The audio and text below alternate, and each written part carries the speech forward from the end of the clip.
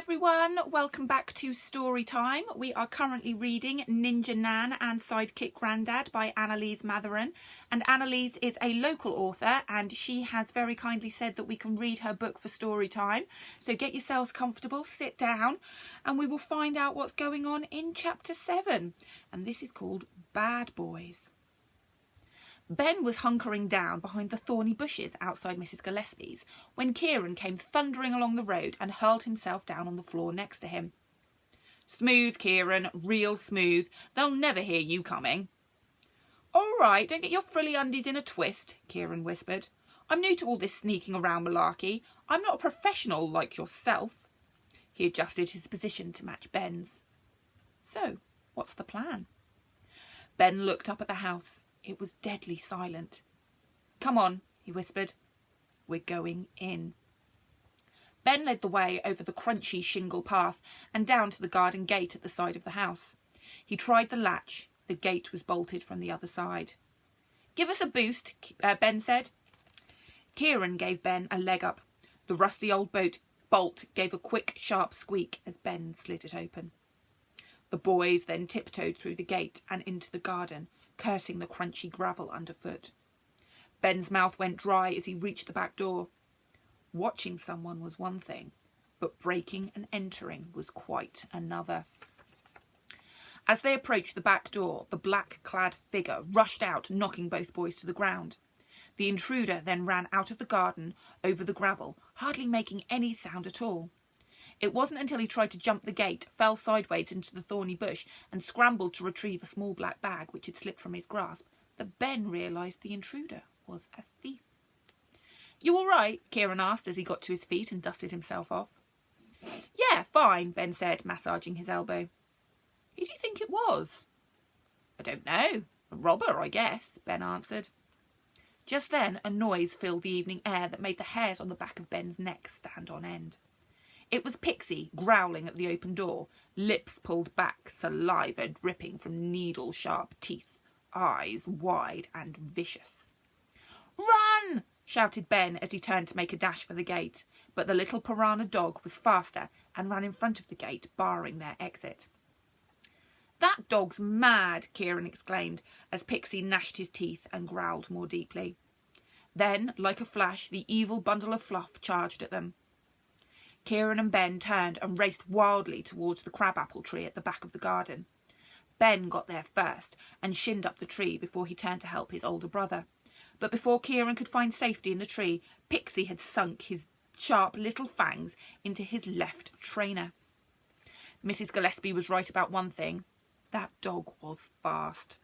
"Ah!" Kieran screamed as he tried to free his leg. "He's got me! He's got me!" Ben held his brother's arms and tried to pull him up as Kieran kicked out furiously. Suddenly his trainer flew off and went flying into a low bush, with Pixie still attached. Kieran held himself up and turned just in time to see the bush shake violently before spitting forth his now shredded trainer. "My new trainer!" Kieran wailed. "He's murdered it!" Ben actually thought Kieran might cry. He had to mow 14 lawns, wash 12 cars, and deliver 1,417 newspapers to pay for them. To add insult to injury, the nasty little dog walked over to the now dead trainer, cocked his leg, and urinated all over it. Kieran swore loudly. Pixie then came and sat at the foot of the tree and began to bark and bark and bark. It took about 5 minutes of solid barking before the cavalry arrived. Ben didn't think things could get much worse for him, but he was wrong. "Benjamin Mandy Rosenkrantz," bellowed Nan as she entered the garden. "What on earth do you think you're doing?" Ben shivered, not just because Nan had used his stupid girly middle name, which he loathed, but because she was standing, hands on hips, looking as formidable as a Force 10 hurricane. Crowded behind her was the entire gang of old-timers, including Mrs. Gillespie, who was at the back of the group trying to mow everyone out of the way with her scooter. "It wasn't all Ben's fault, Nan," Kieran piped up. Ben could hardly believe it. Kieran was actually sticking up for him. The shock of losing his trainer must have hit him harder than Ben had thought. "Kieran, if I were you, I'd keep quiet. You're in you're in just as much trouble as Ben. So unless you want me to use your middle name, shush. Sorry, Ben, you're on your own, Kieran said and closed his mouth tight. Thieves, Mrs. Gillespie squeaked. They've broken into my house. So that's what you were doing the other day, you nasty little boy. Casing the joint, were you? Every eye was on Ben. I was not, Ben said, and I didn't break into your house. For your information, Kieran and I were trying to stop the person who did break in. Ha! Scoffed Mrs. Gillespie. A likely story. It's not a story, it's true, Kieran said. There was a man all dressed in black. He broke in. We saw him on... Ben interrupted.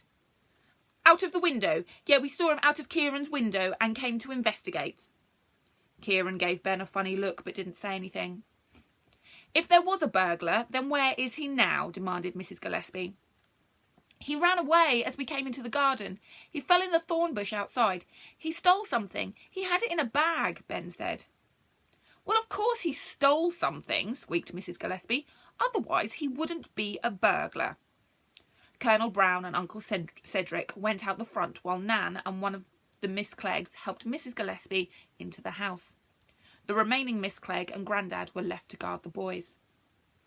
Grandad, do you think you could call off the pit bull? Kieran gestured towards Pixie, who was still guarding them. I'm getting a numb bum. But Grandad could do nothing. Sorry, lad, he said. That dog scares the hoots out of me. Last time I went near it, I nearly lost a finger. Mrs. Gillespie had staggered back into the garden with Nan on one side and Walking Stick on the other. It's gone, she screeched. They've got it. I know they have. Horrible little good-for-nothings. Now, you don't know that for sure, Glynis, said Nan, trying to soothe the situation. Ben and Kieran are usually such good boys. They're guilty until proven otherwise, Mrs. Gillespie retorted, firing one of her icy stares at Ben and Kieran. Search them, the old goat bleated. What? Yelped Ben. Got something to hide, have you, boy? I've got nothing to hide, Ben replied. Me neither, Kieran added. Mrs. Gillespie called off her hound and the boys climbed down from their twiggy prison. Strip, squeaked Mrs. Gillespie. But, Ben began to protest. Butts are for smacking, Mrs. Gillespie retorted. Ben locked eyes with the nasty old woman. Fine, he said, pulling off his sweater. Kieran decided to make a stand with a defiant, no way. Pixie began to growl again, eyeballing Kieran, who wasn't feeling quite so brave anymore. Glynis, is this really necessary? Grandad asked. Ben had already pulled off his T-shirt to reveal his vest. It's all right, Grandad, he said. Kieran started grumbling, but followed Ben's lead, keeping one eye on the dog. When they finished, both the boys were standing in pants, vests and socks in the middle of Mrs. Gillespie's garden. Kieran, who was feeling very self-conscious, was bright red. Satisfied, he said as he reached for his clothes. Not so quick, squeaked Mrs. Gillespie. She motioned to Pixie, who leapt off the pile of clothes and began sniffing, snarling and biting at them, throwing shorts, T-shirts and jumpers high into the air, scattering them around the garden. When he had finished, the little mutt returned to his master.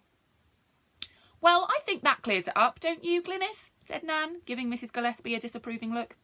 Get dressed, boys, she added. As the boys retrieved their clothing, Colonel Brown and Uncle Cedric returned. The young lads are right, Colonel Brown said in his clear, exacting tone.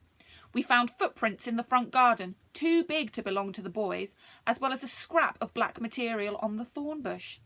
This, coupled with the boys' testimony and the trail of fresh blood found on the aforementioned material and continuing down Honeypot Grove for a few hundred yards, leads me to believe they are telling the truth about the intruder.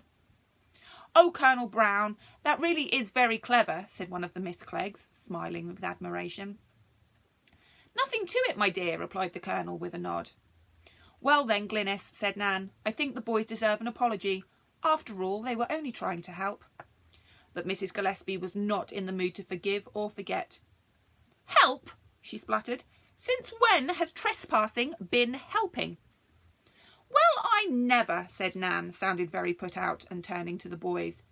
She put a protective hand on each shoulder and said, Come on, let's go home.